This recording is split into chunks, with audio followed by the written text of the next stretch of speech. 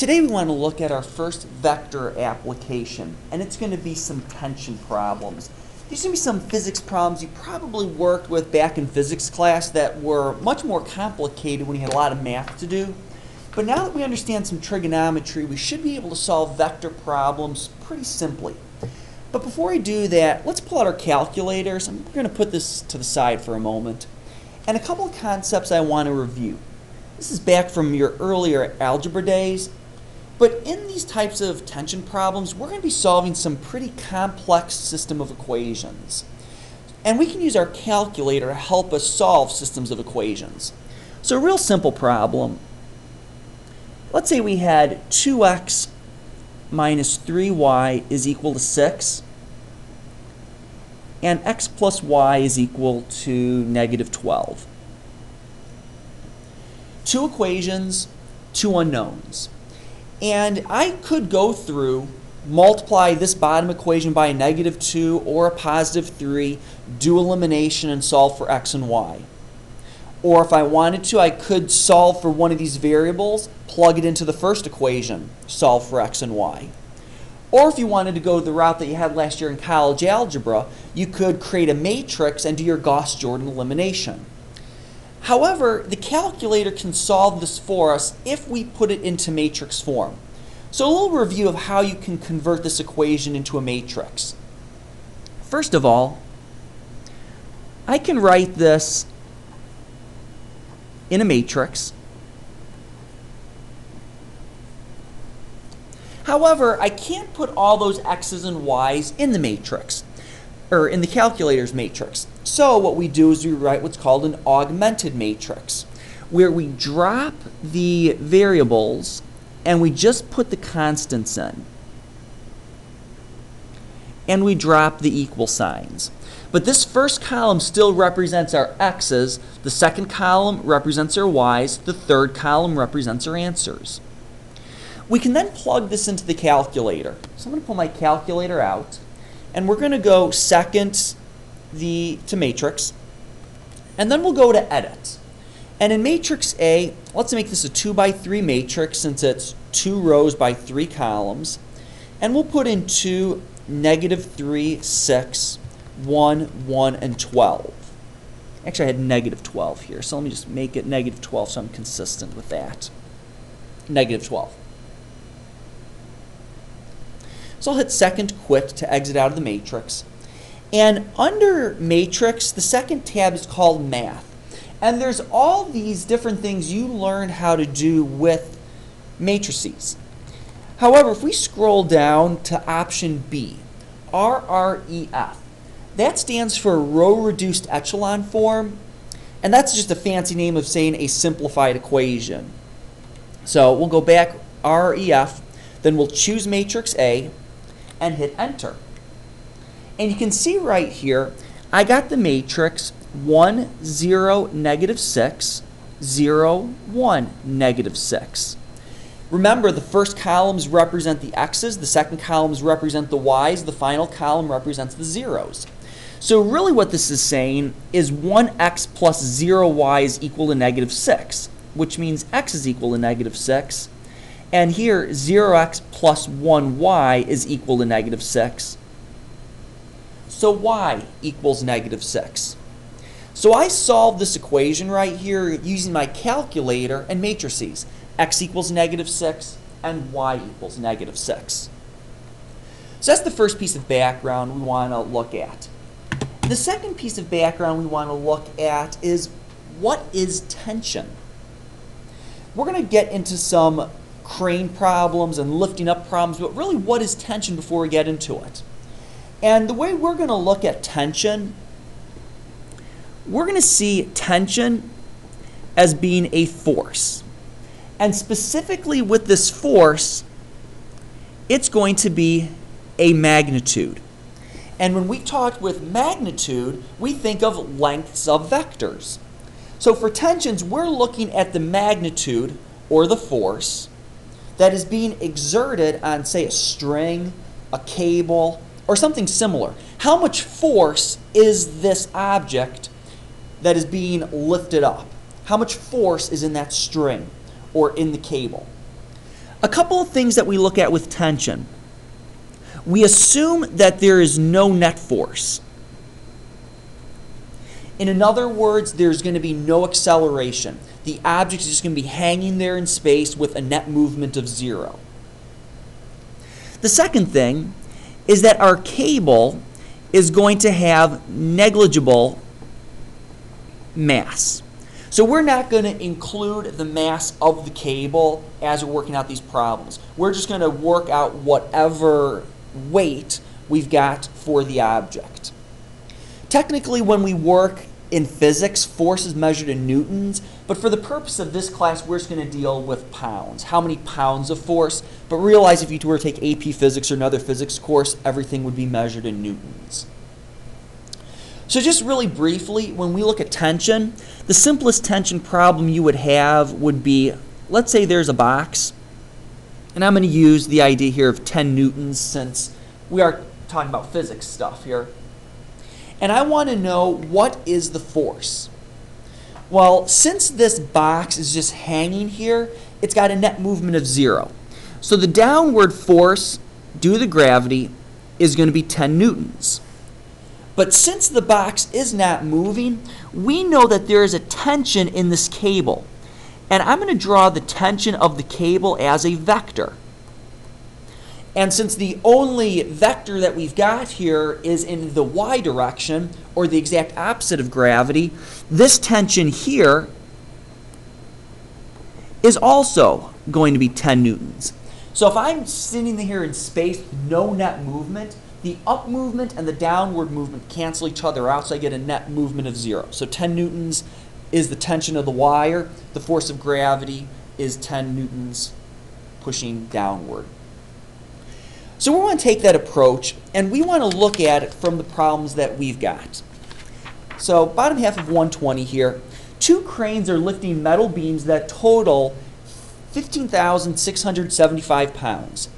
The first crane's cable is at a 25.3 degree angle to the horizontal, while the second crane's cable is at a 54.2 degree angle to the horizontal.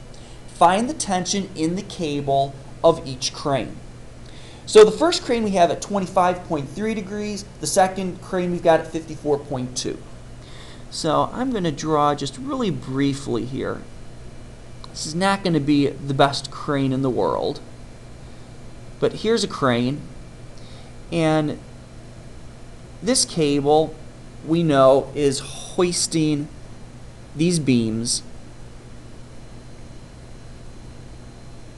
that are 15,675. And you know what? Let me draw this on a separate sheet of paper so that I've got more room to work with. This is going to get a little crunched. So I'm just going to take the same problem and work on a separate sheet of paper.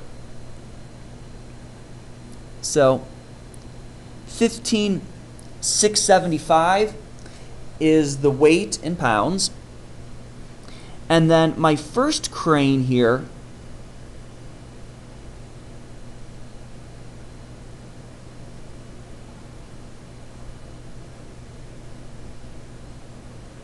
we said was going to have a 25.3 degree angle to the horizontal or to the horizon.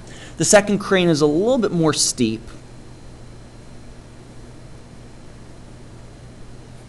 And we said that this one is going to be at a 54.2 degrees to the horizontal. So I'm going to draw in my horizon line here. And I said crane 1 is going to be 25.3. Crane 2, that one's a little bit more steep, at 54.2 degrees. And what I want to do is I want to find the tension of these two cables. So this cable right here, I want to find the force in here. So we're going to have a vector, and we'll call this T1. We'll then look at the other cable here,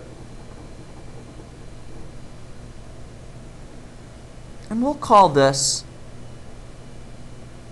tension 2. Now, in order to solve this, we know that this box is just sort of hanging there in space. So ultimately here, this little piece holding the box, the downward force and upward force are equaling each other out. But since I've got these two cables pulling the tension in different directions, I should be dividing the force between those two cables, one of course having more tension than the other. So what we want to do is we want to break down this into its horizontal and vertical components. Remember, each one of these tension vectors has a horizontal and a vertical component. So right here, I've got the horizontal component, and right here, I would have the vertical component. And then same thing over here. Here's the horizontal component of my vector, and the vertical component of my vector. So now let's figure out what are the horizontal and the vertical components of these vectors. Well, if I look at my x component right here, compared to this angle and the hypotenuse here of this right triangle, this is the adjacent side. So if I were to solve this out, the cosine of 25.3 degrees is the adjacent over the hypotenuse, which is T1. We know this adjacent side is T1 times the cosine of 25.3 degrees. So this x component here is going to be T1 times the cosine of 25.3 degrees. If I do the same thing with tension 2, T2 times the cosine of 54.2 degrees. And that should not surprise us because we know cosine is the x direction on the unit circle. And when we talked about our vectors, we talked about the x component being the cosine. So it makes perfect sense. Here then, we've got T1 times the sine of 25.3 is going to be the vertical component. Because if I want to rewrite this side with what I know, it's going to be opposite hypotenuse is what I'm working with, and I've got the sine, or the 25.3, which the sine is the opposite in the hypotenuse. So then over here, T2 times the sine of 54.2. So now I've got all my pieces put together, and I can create an equation that I can now solve for T1 and T2. And we're going to create a system of equations. Now let's start with our horizontal component.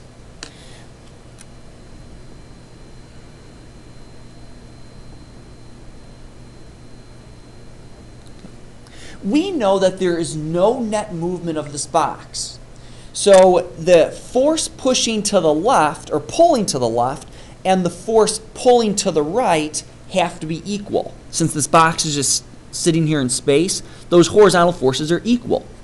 So T1 times the cosine of 25.3 has to be equal to T2 times the cosine of 54.2. Let's put those all on one side. So T1 times the cosine of 25.3 minus T2 times the cosine of 54.2 is equal to 0.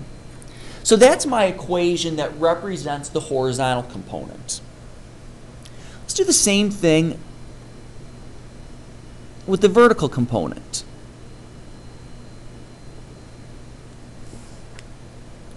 If I look at my vertical components, this T1 and T2, that total force has to be equal to the force of this gravity pushing downward, which is the 15,675. So my vertical components, T1 sine of 25.3 plus T2 sine of 54.2 is equal to 15,675. Now that I've got two equations and two unknowns, I can create a system of equations. T1 cosine of 25.3 minus T2 cosine of 54.2 is equal to 0. And then T1 sine of 25.3 plus T2 sine of 54.2 is equal to 0. Actually, I take that back. It's not equal to 0. It's equal to 15,675. Now, as I did before, I can create a matrix. I'm just going to drop my variables off. So the cosine of 25.3, the cosine of 54.2, and actually that's a minus, and then 0, and then sine of 25.3, sine of 54.2, 15675. So I got that matrix set up. Let's go back to our calculator. I don't know if you can see that on the screen. Here we go. And I'm going to enter this matrix in. So we'll go second matrix, and we'll choose edit. And in our 2 by 3 matrix, this time we're going to choose cosine of 25.3 minus cosine of 54.2 and 0. So cosine of 25.3 minus cosine of 54.2 and 0. And sine of 25.3, sine of 54.2, and then 15675. Now, before we do this, I should definitely check to make sure I'm in degree mode for this. And I can see I'm in radian mode, so I got to put myself in degree mode. Let me go back and just re-enter that so I'm in degree mode. So cosine of 25.3, you can see my value slightly changed there. Cosine of 54.2, and then sine of 25.3, sine of 54.2, and then 15675. Now if I go into math, so I go second matrix, then math, I'll go down to row reduced echelon form, and I'll choose matrix A. And I can see now my system that I get is 109325.366, rounding to 3 decimal places, and my other one 0114412.838, rounded to 3 decimal places. Remember, the first column of my matrix indicated the T1s, the second column indicated T2. So this is 1 T1 plus 0 T2s. So that means T1 is equal to 9,325.366. And tension 2 is 14412.838. Couple things you're going to notice about this problem. The first thing is that if I were to add these two tensions up, it does weigh more, or it is going to be more than the weight of the initial box. Reason for that is that the further apart I get, the more I'm wasting in the horizontal direction. The most efficient would be to pull it straight up in terms of tensions, having tensions equal. The second thing, you can see tension 2 is bigger, and that makes more sense because my angle here is bigger, which means I've got more of a y component, which is where the gravity is being affected in this. Gravity is affected in the y direction, so this 54.2 is going to produce a larger y vector.